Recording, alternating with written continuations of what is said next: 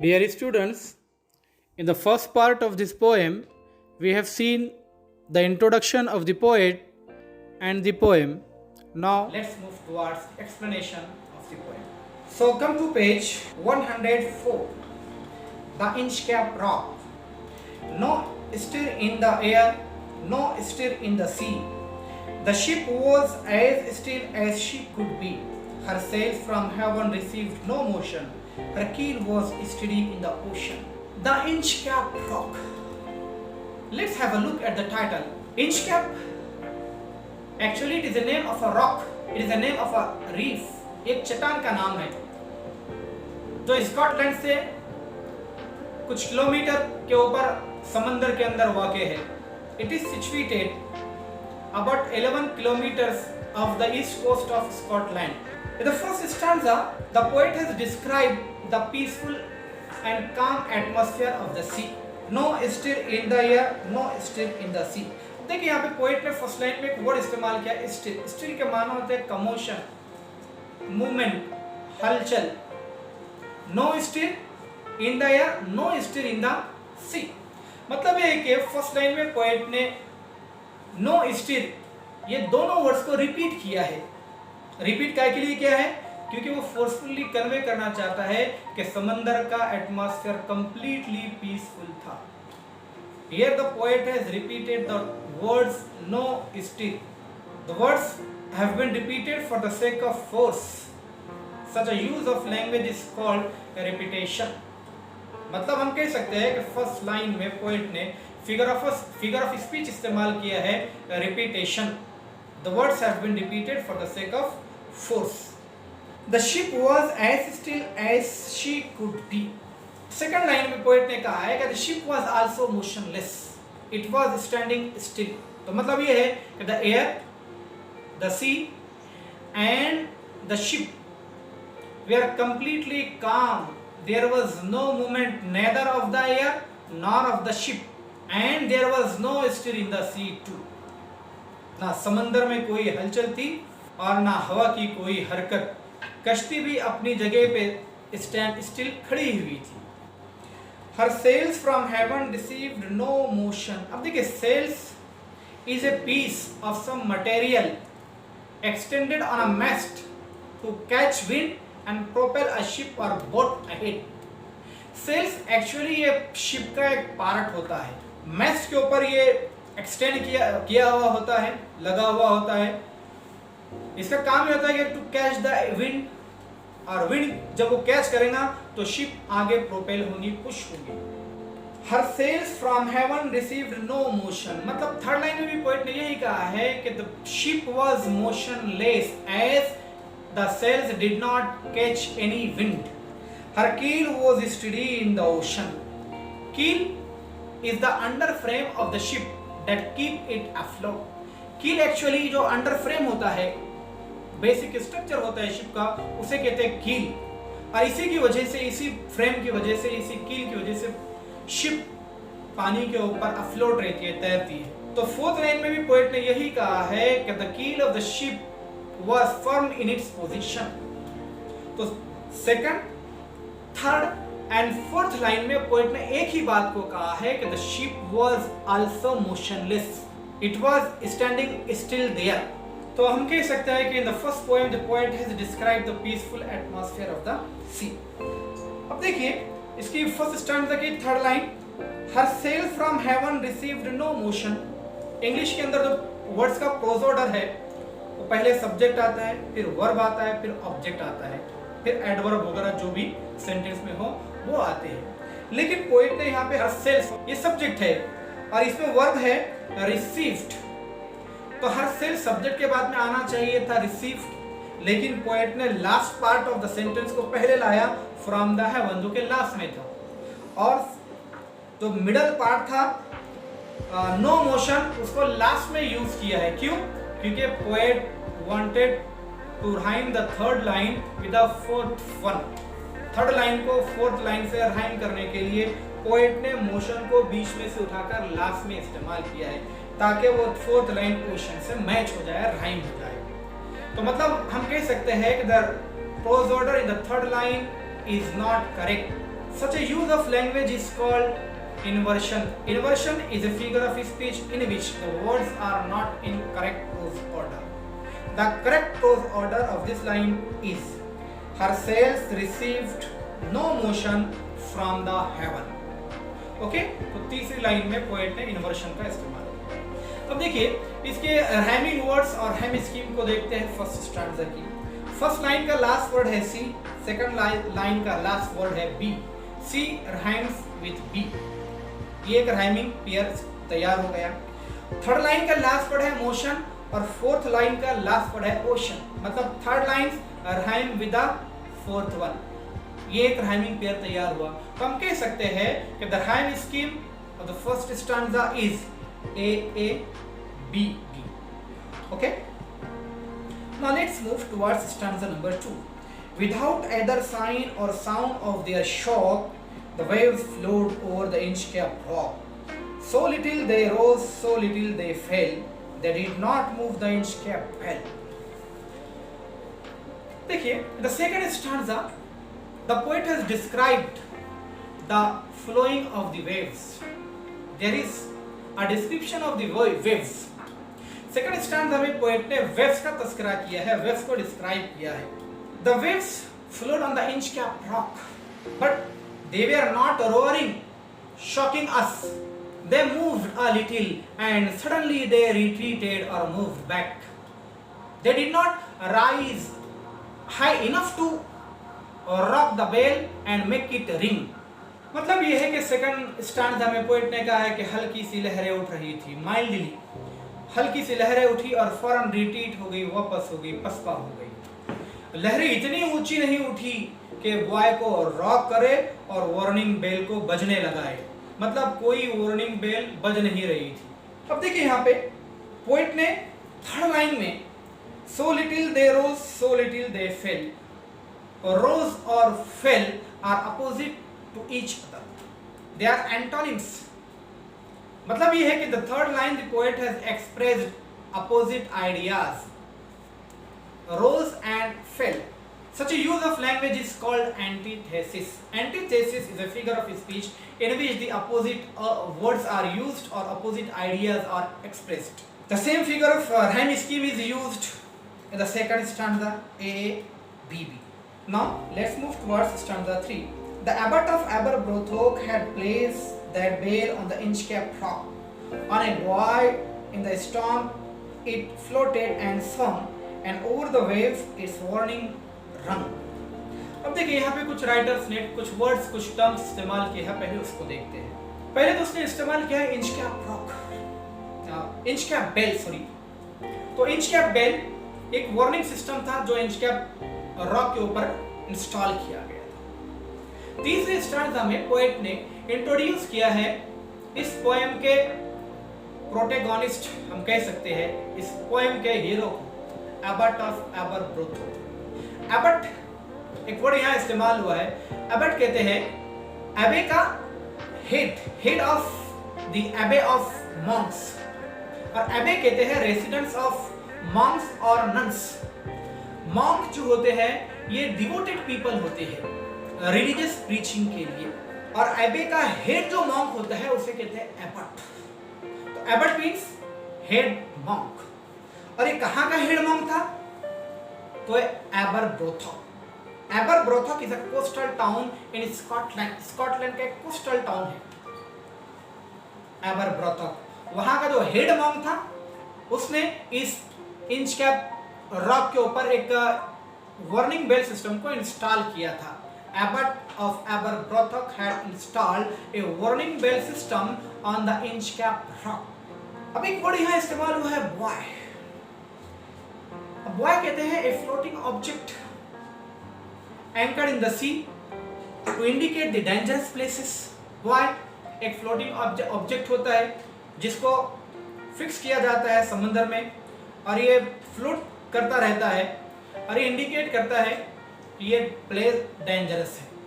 तो Abbott of एबरब्रोथॉक ने इस बॉय के ऊपर एक बेल इंस्टॉल किया था। और क्यों किया था? ताकि मरीनर्स को, सेलर्स को वार्न किया जा सके, अलर्ट किया जा सके कि आप इंच कैप रॉक के करीब में हैं and it is better for you to move back lest you meet a mishap. क्या आप इंच कैप रॉक के करीब में आ गए हैं, लिहाजा आपको दूर जाना चाहिए, कहीं ऐसा ना हो कि आपके साथ में रॉक से टकराकर हादसा हो जाए। Now let's move towards stanza number 4. When the rock was hit by the surge swell, the mariners heard the warning bell, and then they knew the perilous rock and blazed the abbot of Aberbrothock. अब देखिए fourth stanza की first line में poet ने एक term इस्तेमाल किया, surge swell. Surge के मानो होते हैं राइज और स्वेल के मानो होते हैं बढ़ना, फूलना, इंक्रीज होना। तो सर्ज स्वेल ये टर्म यह इंडिकेट कर रहा है कि sudden and great rise in the level of sea, समंदर के अंदर उछाल, हाई टाइड, इसकी लेवल के अंदर इंक्रीज को यहाँ पे ये टर्म इंडिकेट कर रहा है। During the bad weather or when there was high tide in the sea, the inch cap rock would submerged in the water. As a result of the roaring waves, the buoy would float here and there, rocking the inch cap bell. The ringing of the inch cap bell would alert the mariners or the sailors that they were near the inch cap rock. It is better for them to move away from it. So the mariners or the sailors would get acquainted with the presence of the inch cap rock because of the ringing of the bell. So every time the mariners would appreciate the pious work of the abbot of Aberbrothock. तीसरे stanza में poet ने कहा है कि जब भी समंदर में बैड वेदर होता था, लहरें उठती थी, तो बैड वेदर की वजह से इंच कैप रॉक पानी के अंदर सबमर्ज हो जाती थी, डूब जाती थी। लेकिन जब वो डूब जाती थी तो इंच कैप रॉक के ऊपर जो बॉय इंस्टॉल किया गया था वो रॉक होता था, वायलेंटली मूव होता था और उस पे जो बेल इंस्टॉल की गई थी वो बजने लगती थी। इस तरह से वार्निंग बेल मैरिनर्स को इंडिकेट करती थी कि वो इंच कैप के करीब आ गए हैं, उन्हें पीछे जाना चाहिए। और इस अलर्ट होने की वजह से हमेशा मैरिनर्स एबट ऑफ एबरब्रोथेक के इस पायस नेक काम की तारीफ किया करते थे और उसके काम को एप्रिशिएट किया। यहाँ पोएट ने एक वर्ड इस्तेमाल किया है, ब्लेस्ड। ब्लेस्ड ये आर्काइक वर्ड है। आर्काइक वर्ड यानी आउटडेटेड वर्ड, ओल्ड इंग्लिश का वर्ड है। मॉडर्न इंग्लिश में ब्लेस्ड के लिए ब्लेस्ड इस्तेमाल करते हैं। यहाँ पे ब्लेस्ड इस्तेमाल किया है अप्रिशिएट करने के लिए, तारीफ करने के लिए, प्रेज करने के लिए। Many mariners abbot of Aberbrothok की तारीफ किया। Next stanza, the sun in heaven was shining gay. All things were joyful on that day. The sea birds screamed as they wheeled around, and there was joyance in their song. अब देखिए इस stanza में poet ने joyful mood को explain किया है। किसके? People के और थिंग्स के, इवन बर्ड्स के भी, कि समंदर में किस तरह से खुशहाली का माहौल था, लोग खुश थे, चीजें खुश थी और बर्ड्स भी हैप्पी थे, जॉयफुल थे। अब देखिए यहाँ पे एक वर्ड इस्तेमाल हुआ है, स्पेक। स्पेक के माना होता है टाइनी डॉट, एक धब्बा ब्लैक कलर का। सर राल्फ दी रोवर, अब देखिए हम कह सकते हैं कि इस स्टोरी के अंदर सर राल्फ दी रोवर ये एक पैरेट है, समुद्री डाकू है और इस स्टोरी का ये एंटेगोनिस्ट यानी विलन है। प्रोटैगनिस्ट तो हमने देखे हैं एबट ऑफ एबरब्रोथोक और इसका एंटागनिस्ट यानी विलन है सर राल्फ दी रोवर। तो इस स्टैंजा में पोएट ने सर राल्फ दी रोवर को इंट्रोड्यूस किया है। एक वर्ड और इस्तेमाल किया है पोएट ने, डेक। डेक कहते हैं फ्लोर ऑफ द शिप, जैसे जो बेसमेंट होता है उसका कील और उसका जो फ्लोर होता है शिप का या बोट का, उसे कहते हैं डेक। तो in this stanza the poet says that Sir Ralph the rover, the sea pirate, walked up to the deck of his ship. He looked at the buoy of the inch cap rock. He stared at the bell of the inch cap rock, which was looking like a tiny dot. He fixed his eye on it. इस stanza में poet ने कहा है कि sir Ralph दी rover जो कि समुद्री डाकू है, वो अपने शिप के डेक पर आया, फ्लोर पर आया। जैसे ही उसने सामने देखा इंच कैप रॉक की तरफ तो उसे एक बॉय और बॉय के ऊपर एक बेल नजर आई। बॉय उसे एक ब्लैक स्पॉट की मानी नजर आ रही थी। वो ब्लैक स्पॉट ऐसा लग रहा था गोया it was a black spot on the green water of the sea. Next stanza. He felt the cheering power of spring. It made him whistle, it made him sing. His heart was mirthful to excess, but the rover's mirth was wickedness. अब देखिए यहाँ पे इसका कुछ difficult words और terms जो poet ने इस्तेमाल किया उसको हम देखते हैं। He felt the cheering power of spring. अब देखिए cheering power of spring मतलब he was very happy, he was cheerful. और in a full of happiness he started whistling and dancing. वो इतना excited था, he was so much excited, and because of his excitement he started to whistle. उसने सीटी बजाना शुरू किया and sang, और उसने गीत गाया। His heart was mirthful to the excess. He was excessively happy. mirth के माना होते हैं happy, खुशी। पोएट ने कहा है कि his heart was mirthful to excess, यानी excessively वो happy था, लेकिन पोएट ने कहा कि उसका हार्ट खुश था। सर राल्फ डी रोवर ये होल है और हार्ट उसका पार्ट है। होल को रिफर करने के लिए पोएट ने हार्ट यानी पार्ट को इस्तेमाल किया है, लेकिन हार्ट इस्तेमाल कर रहा है सर राल्फ डी रोवर। मतलब part is used to refer to the whole. Such a use of language is called snack talk. Snack talk is a figure of speech in which part is used for the whole or the whole is used for the part. तो हम कह सकते हैं कि यहाँ poet ने snack talk का इस्तेमाल किया। पोएट ने कहा है कि he was very happy, but the source of his happiness was wicked plan that he has made in his mind. Poet ने कहा है कि जैसे ही उसको वो इंचकैप रॉक नजर आई तो सर राल्फ रोवर बहुत ज्यादा खुश हुआ, डांस करने लगा, गीत गाने लगा, लेकिन उसकी खुशी का जो सोर्स था वो विकेट प्लान था जो उसने अपने मन में बनाया था। What was the wicked plan? The poet shared the next stanza. His eye was on the inch-capped float. अब देखिए inch-capped float यानी बॉय, वो जो फ्लोटिंग ऑब्जेक्ट था जिस पर बेल लगी हुई थी। Quoth he, my man, put out the boat. अब देखिए quoth ये भी एक आर्काइक वर्ड है, ओल्ड इंग्लिश का वर्ड है, और यहाँ पे इसका मतलब है set. And row me to the inch-capped rock, and I will flag the abbot of Aberbrothok. एक वर्ड यहाँ इस्तेमाल किया फ्लैग। फ्लैग के माना होता है cause pain, तकलीफ पहुंचाना। The poet said in this stanza that Sir Ralph the Rover stared at the boy of the Inchcape Rock. He told his crew to put out a boat from the ship and take him to the Inchcape Rock so that he can destroy the pious work of the abbot of Aberbrothok. Sir Ralph the rover ने उसके ship के अमले से कहा, उसके लोगों से कहा कि शिप से एक छोटी बोट निकाले और उसको इंचकैप की तरफ ले जाए ताकि वो एबट ऑफ एबरब्रोथक के नेक काम को डिस्ट्रॉय कर सके। मतलब यहाँ पे इसकी कैरेक्टरिस्टिक सामने आ रही है कि कैसा पर्सन था। He was jealous. किससे जीलस था?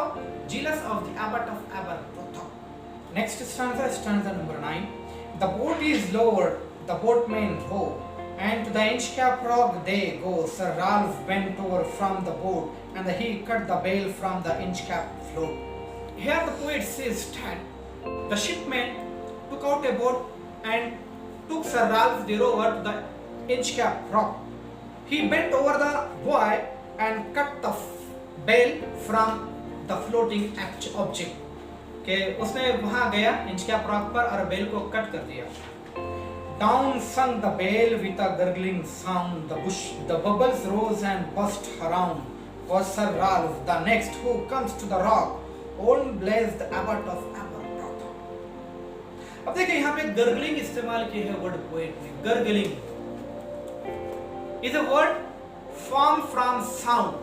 देखिए gurgling एक साउंड को इंडिकेट कर रहा है और ये ऐसा वर्ड है जो साउंड से तैयार हुआ है। समंदर में बेल के डूबने से जो बबल्स बनकर और बबल्स की जो आवाज उठ रही थी उसको कहा है गरगलिंग साउंड। मतलब here the poet has made use of the word formed from sound और जब पोएट ऐसे वर्ड्स इस्तेमाल करे जो साउंड से तैयार हुए हैं तो ऐसी फिगर ऑफ स्पीच को कहते हैं onomatopoeia. Onomatopoeia is a figure of speech in which the words formed from sounds are used. Sir Ralph the Rover told to his men that he has destroyed the bell. No longer any sailors would be able to appreciate the pious work of Sir Abbot of the Aberbrothock. Now stanza 11. Sir Ralph the Rover sailed away. He scored the seas for many a day, and now grown rich with plundered store, he steers his course for Scotland's shore. देखिए यहाँ पे कुछ difficult words poet ने इस्तेमाल किया है, पहले उसका एक्सप्लेनेशन दे रहे हैं। स्कोर्ट के माना होते हैं सर्च थॉरोली, तलाश करना, ढूंढना। एक टर्म इस्तेमाल किया प्लंडर्ड स्टोर। प्लंडर्ड स्टोर ये टर्म इंडिकेट कर रहा है लूटेड वेल्थ, लूट मार करके जमा की हुई वेल्थ को। और स्टीयर के माना होता है steer the course of ship, direct the course of ship, ठीक है। Sir Ralph the rover sailed away after destroying the Inchcape bell. Sir Ralph the rover surged seas for many days.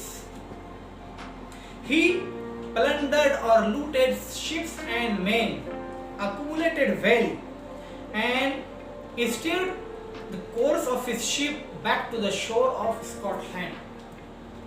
समंदर में कई दिन तक के लूटमार करने के बाद में सर राल्फ द रोवर वापस स्कॉटलैंड की तरफ मूव हुआ, बढ़ा। Next stanza. So thick a haze overspreads the sky, they cannot see the sun on high. The wind hath blown a gale all day, at evening it hath died away. अब देखिए suddenly the atmosphere in the sea change, यहाँ पे change of atmosphere को poet ने लिखा है। It had turn dark due to the mist, चारों तरफ फॉग, कोहर छा गई और कोहर की वजह से अंधेरा छा गया। The crew couldn't see the ray of the sun all the day. The wind blew violently. पूरा दिन तेज हवा चलती रही। But at evening it had stopped. शाम के वक्त में हवा चलना बंद हो गई। On the deck the rover takes his stand. So dark it is, they see no land. Cause Sir Ralph, it will be lighter soon. For there is the dawn of the rising moon. अब देखिए again यहाँ पे poet ने एक archaic word इस्तेमाल किया कोथ यानी सेट, और एक वर्ड इस्तेमाल किया डान। डान कहते हैं first part of day, start की, यहाँ पे वो रिफर कर रहा है स्टार्ट को, beginning. Sir Ralph again came to the deck of his ship. He couldn't see the land there because of darkness of the fog, but he was hopeful that there will be light again. यहाँ पे Sir Ralph the Rover deck पर आया, लेकिन उसे अंधेरे की वजह से कोई जमीन नजर नहीं आई, लेकिन वो होपफुल था, पूरी उम्मीद था कि दोबारा रोशनी होगी। Canst hear, said one, the breakers roar, for methinks we should be near the shore. Now here we are, I cannot tell, but I wish I could hear the Inchcape bell. One of the crew member of the ship told that he heard the waves striking the shore of the sea, but exactly he could not tell where they were. He wished so much if he could hear the ringing of the Inchcape bell there. Stanza में एक deck पर उसका crew member आया और उसने कहा कि उसे वेव्स की समंदर के किनारे से टकराने की आवाज सुनाई दे रही है। It was an indication that they were close to the shore, और ये एक अलामत थी कि वो शोर के बिल्कुल करीब है, लेकिन उसने कहा कि वो इस पोजीशन में नहीं है कि एग्जैक्टली वो कहाँ पे है, ये नहीं कह सकता था, लेकिन उसने ख्वाहिश का इजहार किया है। ही विश सो मच कि काश वो इंचकैप बेल वहाँ होती और वो उसकी रिंगिंग को सुनता ताकि वो अपनी एग्जैक्ट पोजीशन के बारे में जान सके। They hear no sound. The swell is strong. Through the wind hath fallen, they drift along, till the vessel strikes with a shivering shock. Oh Christ, it is the Inchcape Rock. अब देखिए यहाँ पे swell word इस्तेमाल हुआ है. Swell word इस्तेमाल है rice के, लेकिन काय में rise in the level of sea. एक वर्ड इस्तेमाल है शिवरिंग शुक. शिवर के माना ट्रेम्बल, शिवरिंग शॉक सॉरी, और शिवर के माना है tremble, कांपना. Their ship continued to move here and there. At last it collided against the Inchcape Rock. When they collided with it, they came to know that it was the Inchcape Rock and they have collided with it. Sir Ralph the rover tore his hair. He cursed himself in his despair. The waves rushed in every side, the ship in sinking beneath the tide. Tore is the second form of tear. और tear के माना थे फाड़ना.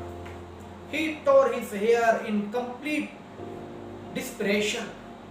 He was frustrated, and out of frustration, he tore his hair. He cursed himself.